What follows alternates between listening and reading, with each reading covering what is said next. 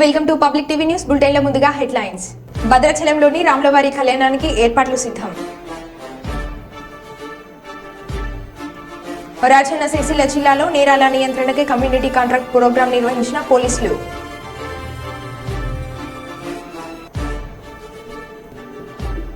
కడియం శ్రీహరిపై మాజీ MLA doctor Rajaiah fire.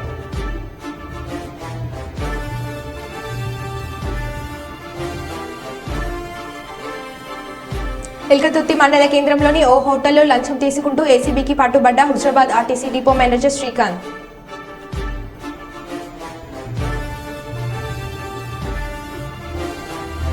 IKP centre కోసం కలెక్టర్కు వినతి పత్రం అందజేత.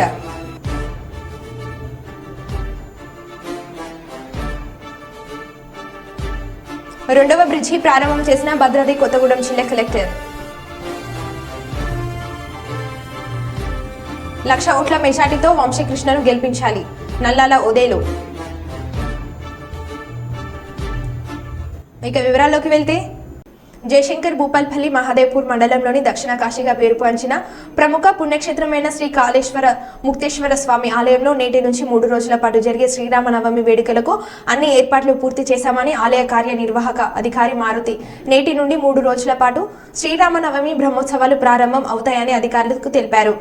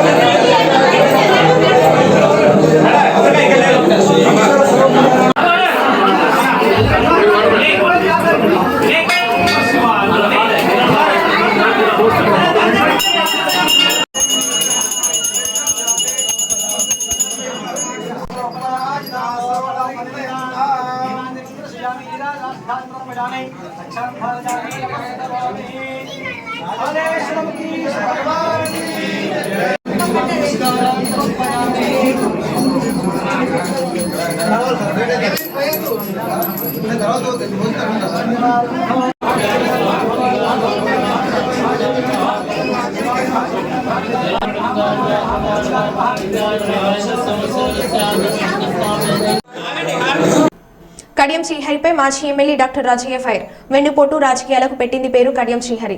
Black mailer king. TRS party నుండి ఎంపీ టికెట్ తో పాటు పార్టీ ఫండ్ తీసుకుని కేసీఆర్ నమ్మకానికి వెన్నుపోటు పొడిచాడు. స్టేషన్ గన్పు నియోజకవర్గానికి పట్టిన పీడ విరిగింది. కడియం శ్రీహరి పార్టీ నుండి వెళ్లిపోవడంతో పార్టీ శ్రేణులకు స్వేచ్ఛ లభించింది. తన పేరు పలకాలనే ప్రజలు చీ అంటున్నారు. రాజకీయ జీవితం అంతా వెన్నుపోట్లతోటి నిండి ఉంది. విదేశాల్లో దాచిన ఆస్తులకు ప్రత్యక్ష సాక్షులు కడియం కావ్య. ఆమె భర్త నచ్చితే శ్రీహరి చుట్టూ కడియ కావ్య చేతుల్లోనే ఉంది. త్వరలోనే కడియం విదేశీ ఆస్తుల వివరాలు బయటపెడతా అని డాక్టర్ తాటికొండ రాజకీయ సంచలన వ్యాఖ్యలు చేశారు. అధినాయకుడు కేసీఆర్ గారికి వెన్నుపోటు పొడిచి అవకాశవాద రాజకీయాలు చేస్తూ అప్రజాస్వామికంగా అధికార దాహంతో ఈరోజు కడియం శ్రీహరి ఆ పేరు పలకాలంటేనే అసహ్యంగా ఉంది. గణపురం నియోజకవర్గ ప్రజలు కాదు, ఇలా తెలంగాణ మొత్తం కూడా అసహించుకుంటున్న పేరు ఏదైతే ఉందో అది కడియం శ్రీహరి అనే పేరు. ఇంత నీచమైన రాజకీయాలు ఉంటాయి అని చెప్పేసి థూ అంటే థూ అని ఉమ్మేస్తున్నారు. అన్ని వెన్నుపోటు రాజకీయాలే.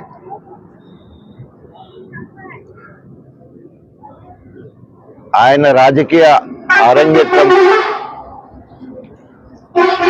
టీడీపీలో ఉండి అనేక రకాలుగా టీడీపీలో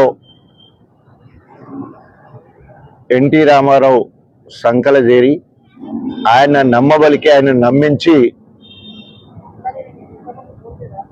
ఆయన చెప్తుండే మంత్రివర్గ ప్రమాణ స్వీకారానికి నేను పోతే నువ్వు మంత్రిగా పోతున్నావు, నువ్వెందుకు వచ్చినావు పాస్కు అని చెప్పిండని ఆయన గొప్పగా చెప్పుకుంటుండే.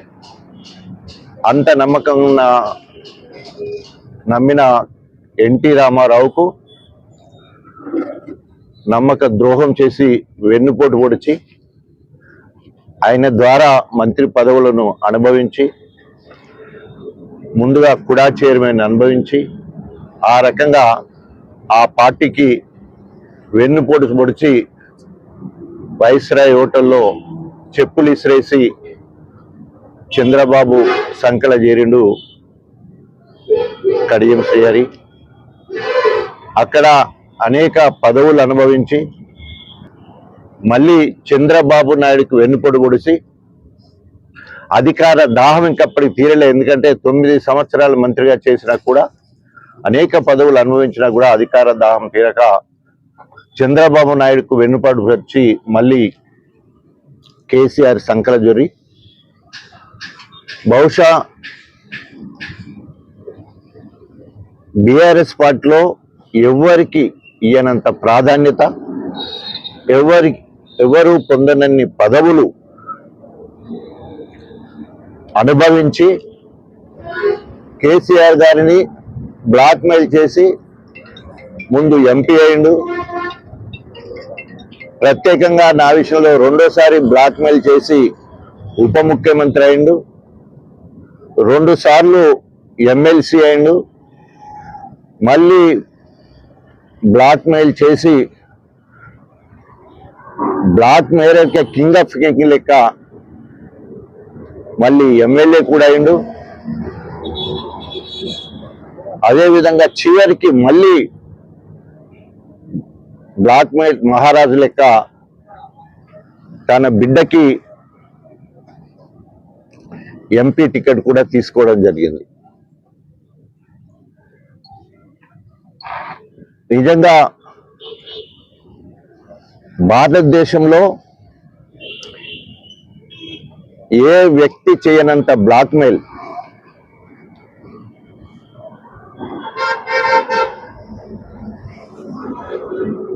ఆయనని బ్లాక్మెయిల్ చేసే కింగ్ గా పిలిస్తే బాగుంటుందేమో.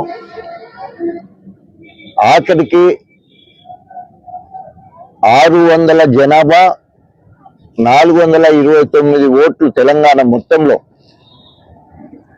హన్మకొండ జిల్లా ఎల్కతుర్తిలో 20,000 రూపాయలు లంచం తీసుకుంటూ ఏసీబీకి పట్టుబడ్డ హుజరాబాద్ డిపో మేనేజర్ శ్రీకాంత్. హుజరాబాద్ డిపోలో పనిచేస్తున్న ఎల్కతుర్తి మండలం దండేపల్లి గ్రామానికి చెందిన తాటికొండ రవీందర్ అనే ఆర్టీసీ డ్రైవర్ విధులు సక్రమంగా నిర్వహిస్తలేడని ఛార్జ్ మేము అందించి దానిని తొలగించడం కోసం లంచం డిమాండ్ చేసిన డిపో మేనేజర్ శ్రీకాంత్ గతంలోనే 10,000 అందించి నేడు 20,000 రూపాయల లంచం తీసుకుంటున్న క్రమంలో ఏసీబీకి పట్టుబడ్డాడు.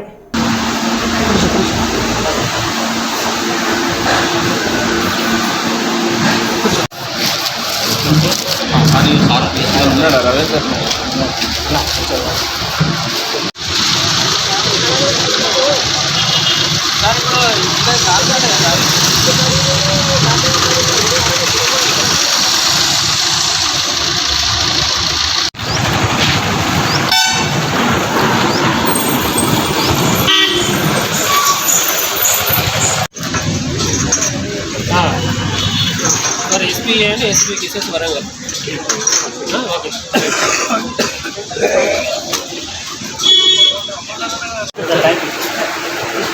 ఒక్కరిని కూర్చోబెట్టి తీసి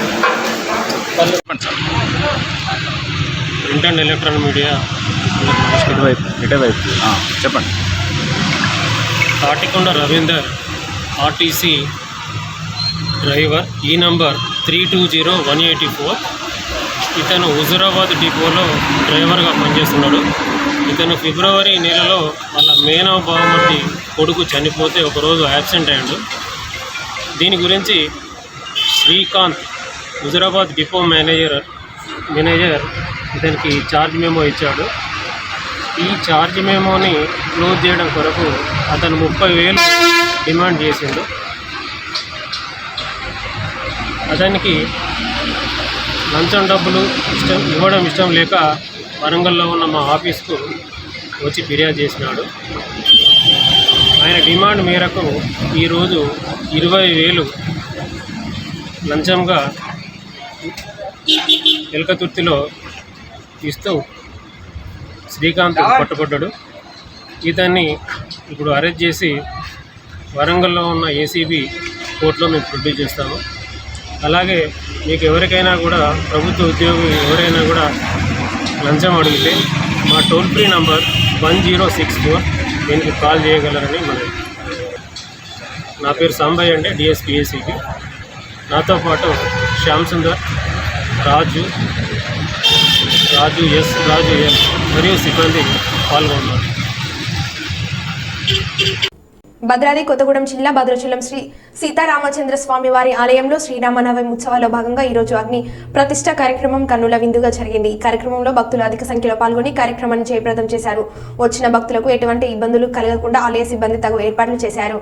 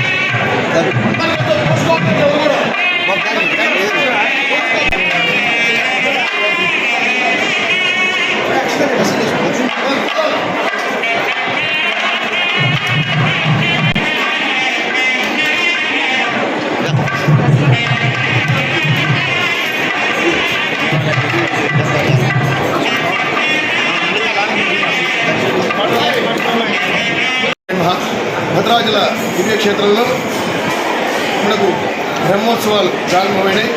మన క్రోధినామ సంవత్సర ఉగాది నాడు నుంచి 15 రోజుల పాటు వసంత పక్ష త్రికల్యాణ బ్రహ్మోత్సవాలు అంటారు వీటిని. ఈ యొక్క వసంత పక్ష త్రికల బ్రహ్మోత్సవాల్లో 9వ తారీఖు నాడు మనకు అంకురార్పణ కార్యక్రమం జరిగింది. నిన్న రోజున మనం గరుడపడ లేఖనం చేసుకొని చీర మఠం నుంచి ఆ యొక్క గరుడపడాన్ని తీసుకొని వచ్చి మూలవర్ల దగ్గర నుంచి తర్వాత యాగశాల నుంచి యాగశాలలో రాత్రి యొక్క గరుడ అధివాసాలన్నీ కూడా పూర్తి చేసుకొని ఈనాడు అనగా 16వ తారీఖు నాడు ఈనాడు ధ్వజారోహణ అనే కార్యక్రమం ఇంకా కాసేపట్లో ప్రారంభమవుతుంది. ఆ యొక్క గరుడ భగవాను ఆ యొక్క ధ్వజం ద్వారా ఎగరేసి యొక్క జరిగేటువంటి బ్రహ్మోత్సవానికి ముక్కోటి దేవతలందరూ కూడా ఆహ్వానం చేయడం కోసం యొక్క గరుడపడాన్ని ఆ యొక్క గరుడపడం అయిన తర్వాత ఉండేటువంటి మహిళలందరికీ కూడా గరుడ ప్రసాదాన్ని అంటే వారికి సత్సంతానం లభించాలని చెప్పేసి గరుడ ప్రసాదం తీసుకోవడం వల్ల సత్సంతానం లభిస్తుందని ఉద్దేశంతో ఎంతోమంది మహిళలు వచ్చి గరుడ ప్రసాదం కోసం నిల్చున్నారు. వారందరికీ కూడా ఇప్పుడు ఈ యొక్క ధ్వజారోహణ పూర్తయిన తర్వాత గరుడ ప్రసాదం ఇస్తారు. ఆ యొక్క ప్రసాదాన్ని వారంతా కూడా తీసుకొని వచ్చే సంవత్సరం కల్లా సత్సంతానం లభించి వారంతా కూడా మళ్ళీ రామదర్శనానికి రావాలని కోరుకుంటూ అలాగే రేపటి రోజున ఎదుర్కోలు కార్యక్రమం ఉంటుంది. కళ్యాణ మండపం వద్ద మిథిలా ద్వారం వద్ద సీతామహాలక్ష్మి, వైకుంఠ ద్వారంలో లక్ష్మణ సమేతులైన రామచంద్ర స్వామి గారు ఉంటారు. ఇరుపక్షాల్లో ఎదుర్కోలు యొక్క కార్యక్రమం వైభవపేతంగా జరుగుతుంది. తర్వాత స్వామివారు తిరిగి సేవ చేసుకొని వస్తారు. తర్వాత ఎల్లుండి ఉదయం మనకు 8 గంటలకు స్వామివారి యొక్క గృహమూర్తుల కళ్యాణ మహోత్సవం ఉంటుంది. అది ఆంతరికంగా జరుగుతుంది. అది ఎక్కడికి కూడా ప్రవేశం ఉండదు. తర్వాత 10 గంటలకు కళ్యాణ మండపంలో అంగరంగ వైభవంగా ఈ యొక్క కళ్యాణ మహోత్సవం ప్రారంభమవుతుంది. ఈ యొక్క మహోత్సవాల్లో భక్తులంతా కూడా పాల్గొని స్వామివారికి కళ్యాణ మహోత్సవం ఉత్సవాన్ని నిర్మించవలసిందిగా కోరుతున్నాం. రాలేని వారంతా కూడా మనం ఇక్కడికే రాలేదని బాధపడాల్సిన అవసరం లేదు. ఎవరి వారు వారి యొక్క ప్రచార మాధ్యమాల ద్వారా వచ్చేటువంటి తిరుకల్యాణ ఉత్సవాలు ఇళ్ల వద్దనే ఉండి వీక్షించి వృద్ధులు ఉంటారు, పెద్దవాళ్ళు ఉంటారు, రాలేని వారు ఉంటారు, చంటి పిల్లలు ఉంటారు. వీళ్ళంతా రాలేరు కాబట్టి రాలేని వారంతా కూడా బాధపడాల్సిన అవసరం లేదు. మనం ఇంటి వద్ద కూర్చొని రామనామస్మరణ చేస్తూ రామకోటి చేస్తూ ఆయన కళ్యాణాన్ని కలిగించిన భద్రాచల క్షేత్రంలో ఉన్నటువంటి ఫలితం దక్కుతుంది. కాబట్టి మీరంతా కూడా మీ ఇళ్ల వద్ద ఉండి కూడా ఈ యొక్క కళ్యాణాన్ని జరిగించాల్సింది.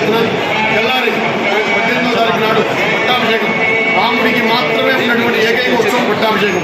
అలాంటి పట్టాభిషేకాన్ని కూడా అందరూ కూడా జరిగించవలసిందిగా కోరుతున్నాం. ప్రతి పునర్వసు నుంచి పునర్వసు వరకు కూడా రామాయణ పారాయణ జరిగి పుష్యమి నాడు రాముడికి పట్టాభిషేకం జరుగుతుంది. అలాంటి పట్టాభిషేకం 18వ తారీఖు జరుగుతుంది కాబట్టి దాన్ని కూడా వీక్షించవలసిందిగా కోరుతున్నాం. అదే రోజు సాయంకాలం మనకు రథోత్సవ కార్యక్రమం ఉంటుంది.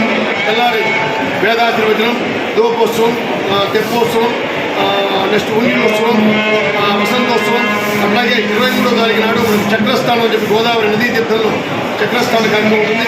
దాంట్లో కూడా భక్తులంతా కూడా 50 మంది భక్తులు, పునజనులు, యాత్రికులు అంతా కూడా ఈ చక్రస్థానంలో పాల్గొని ఆ చక్రస్థానాన్ని ఆచరించడం వల్ల మనకు ఆయుర ఆరోగ్యాలు అన్నీ కూడా లభిస్తాయి. కాబట్టి ప్రతి ఒక్కరు కూడా ఆ యొక్క చక్రస్థానంలో పాల్గొని ఆ రోజు సాయంకాలం స్వామివారికి శేషవాహనం మీద పూర్తయిన తర్వాత మనకు ధ్వజ అవరోహణ కార్యక్రమం, తర్వాత సాయంకాల సమయంలో ద్వాదశారాధనలు, ద్వాదశ ప్రదక్షిణలు, రాత్రికి పుష్పయాగం, ఆ తర్వాత మహాకుంభ ప్రోక్షణతో మనకి ఈ యొక్క బ్రహ్మోత్సవాలన్నీ కూడా పూర్తయితే ఆ మరునాడు మనకు 24వ తారీఖున ఉత్సవాంగ స్థాపనం, ఉత్సవాంగ స్థాపన ఉత్సవానంతర స్థాపనం. ముందు రోజు 9వ తారీఖు స్థాపనం అయింది. మళ్ళీ 24వ తారీఖు ఉదయం ఉత్సవానంతర స్థాపనంతో ఈ యొక్క బ్రహ్మోత్సవాలన్నీ పూర్తయితే తర్వాత మనకి 2వ తారీఖు నాడు మరలా నూతన బ్రహ్మోత్సవం మనకు జరుగుతుంది. అప్పటి వరకు కూడా మనకు 23వ తారీఖు వరకు కూడా 9వ తారీఖు 23వ తారీఖు వరకు నిత్య కళ్యాణాలు జరుపుకోవడం. అలాగే పౌర్ణిమోత్సవం కూడా 2వ తారీఖు వరకు మళ్ళీ మనకు స్వామివారి జై శ్రీరామ్. పెద్దపల్లి పట్టణ కేంద్రంలోని స్వర్ప గార్డెన్స్ లో పార్లమెంట్ ఎన్నికల సందర్భంగా పెద్దపల్లి పార్లమెంట్ అభ్యర్థి ఘట్టం వంశీకృష్ణ కోసం పెద్దపల్లి శాసనసభ్యులు చింతకుంట విజయరమణరావు ఆధ్వర్యంలో ఏర్పాటు చేసిన పెద్దపల్లి నియోజకవర్గం స్థాయి నాయకుల కార్యకర్తల సన్మాహక సమ్మేళన కార్యక్రమానికి ముఖ్య అతిథిగా రాష్ట్ర ఐటీ పరిశ్రమల శాఖ మంత్రివర్యులు దుద్దిల్ల శ్రీధర్ బాబు పాల్గొన్నారు.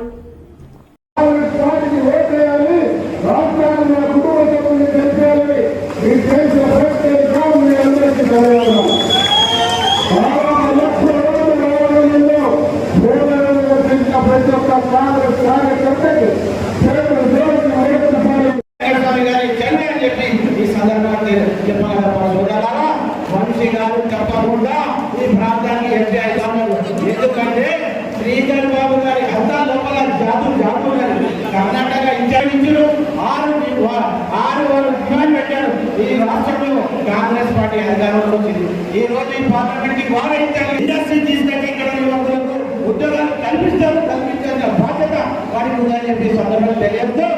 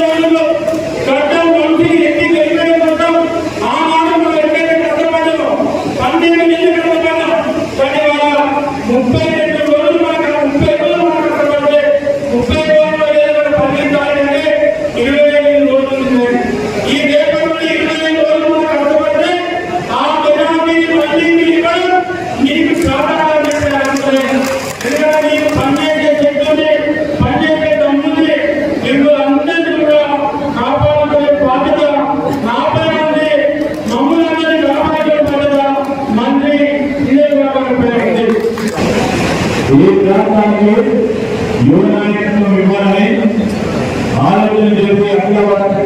కమిటీ అధ్యక్షులు మల్లికార్జున ఖర్గే గారు, రాహుల్ గాంధీ గారు ఈరోజు మనమందర చదువుకున్న వ్యక్తిని, యువకుడిని, ఉద్యోగస్తుడిని, పరిశ్రమలు కూడా ఒక పేరు మాత్రం వ్యక్తిగా మరి గుర్తిస్తున్న గడ్డం బాబీ గారిని అందరూ ఆశీర్వాదం ఇవ్వాలని కోరడానికి, వారిని అందరూ వేదికలను చూడడానికి వేదిక పెట్టుకుంటున్న అందరూ కూడా రావాలి.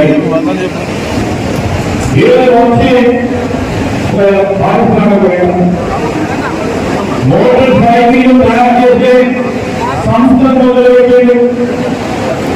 ఆ మోటార్ సైకిల్ కూడా బ్యాటరీతో నడిచే మోటార్ సైకిల్ సంస్థ మొదలుపెట్టి దాదాపు 5,000 మోటార్ సైకిల్ ఇప్పుడే చిన్న వయసులోనే మొదటి సంవత్సరంలో అమ్మిన యువకుడు ఉత్సాహంతుడు.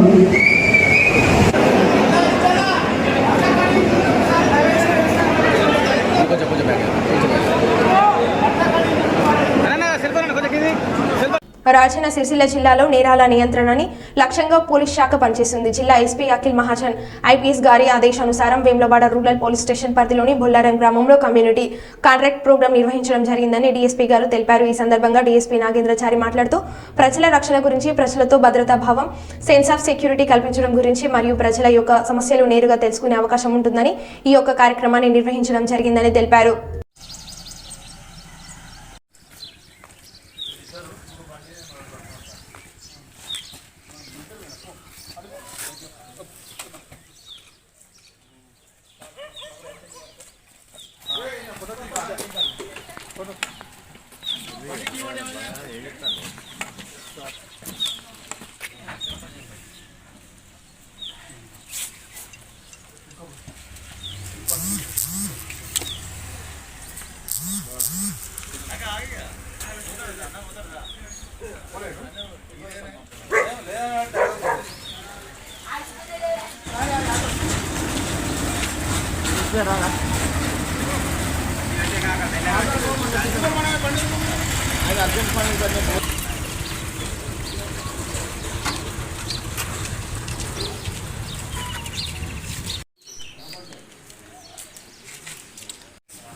ఈరోజు కొంచెం మీ సమయాన్ని మాకు కేటాయించండి. అంటే ఇది ఎలక్షన్ వస్తున్నాయి కాబట్టి పోలీస్ శాఖ తరఫున ప్రజలు ఒక భరోసా కల్పించడానికి అప్పుడప్పుడు సడన్ కార్డనెన్స్ సెర్చ్ ఆపరేషన్ చేస్తున్నాం. కార్డనెన్స్ సెర్చ్ అంటే ఊరు 4 బయటికి వెళ్ళే దారులను మూసేసి ఊరు మొత్తం ఇల్లు జల్లెడబట్టి చెక్ చేయడం జరుగుతుంది.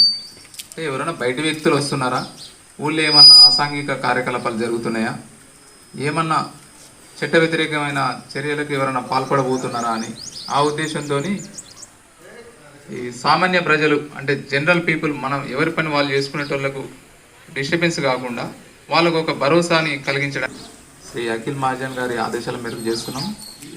ఈరోజు ఆ కార్యక్రమంలో భాగంగా మీ బొల్లారం విలేజ్లో చేస్తున్నాం. ఇప్పుడు వచ్చేవి సార్వత్రిక ఎన్నికలు మనకు ఈ వచ్చే నెలలో ఉన్నవి. దాంట్లో ఎలాంటి శాంతి భద్రతలకు విఘాతం కలగకుండా మీరంతా ఎన్నికలకు మాకు సహకరించాలని, ఏమైనా ఇట్లా గొడవలు కానీ లేదంటే వర్గపూర్ కానీ ఏదైనా జరిగేటట్టు ఉన్నట్టయితే మా దృష్టికి తీసుకురావాలి. మీరు ముందు తీసుకొస్తే మేము ఏదైనా కౌన్సిలింగ్ చేసి ఇట్లా బాగుండదు, ఇట్లయితే ఇట్లయితే కేసులు అవుతాయి అని చెప్పి పీస్ఫుల్ ఎలక్షన్ అనేది జరగడానికి మేము కొన్ని చర్యలు తీసుకోవడం జరుగుతుంది. అక్కడ మనకు సిరిసిల్లలో ఒకటి డి అడిక్షన్ సెంటర్ అని పెట్టినాం. మీకు సరే మా వాడు గంజాయి తాగుతుండని అందరికి చెప్పుకోవడం ఇబ్బందిగా ఉంటే అది సీక్రెట్గా మెయింటైన్ చేస్తున్నాం. మీరు ఆ హాస్పిటల్కి వెళ్ళొచ్చు, డి అడిక్షన్ సెంటర్ ఉంది, అక్కడ డాక్టర్ ఉంటాడు, కౌన్సిలింగ్ చేసి దానికి సంబంధించిన మందులు ఇచ్చి చిన్న స్టేజ్లో ఉంటే దాన్ని మనం ఆపుకునే అవకాశం ఉంటుంది. మా ఎస్ఐ గారికి మీరు ఇన్ఫర్మేషన్ ఇవ్వండి, మేము రెడీ చేసి పట్టుకుంటాం వాళ్ళని.